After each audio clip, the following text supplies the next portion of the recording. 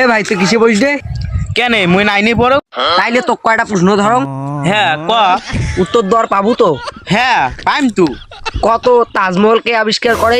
কায় আরো মানসি? আমার কথার মানে তাজমহলটা কে বানাতে দিয়েছিল? ঠিকাদার। ধুর পাগল, তুই এটা প্রশ্ন বাদ দে।